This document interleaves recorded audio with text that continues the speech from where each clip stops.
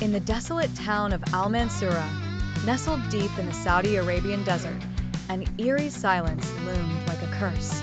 The town, once teeming with life, now lay abandoned but for one remaining family living on its outskirts, the Al-Najjar family.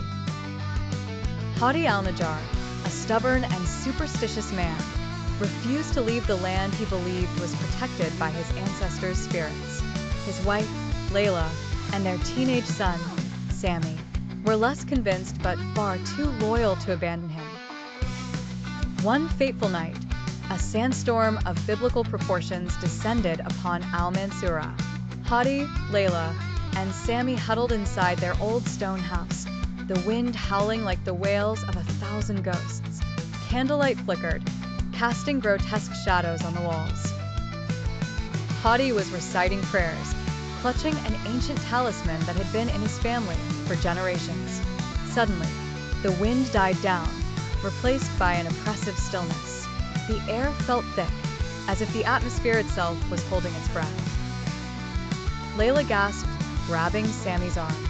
They all heard it, a whispering chant, echoing through the empty alleys and abandoned buildings of the town. It grew louder, closer.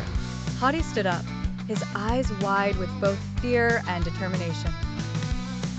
Footsteps could be heard approaching the door, but these were no ordinary footsteps.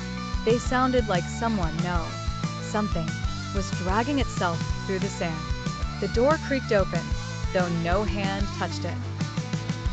In the doorway stood a figure, clad in a hooded robe that seemed to be woven from shadows. The room grew colder than the desert night should ever be. Layla felt paralyzed, unable to scream or move. Sami's breath became shallow, his eyes darting between his father and the ominous figure. The hooded figure raised a skeletal hand, pointing directly at Hadi. "You were warned," it hissed, its voice a rasping blend of many. Hadi fell to his knees, clutching the talisman tighter. The room filled with the pungent smell of decay.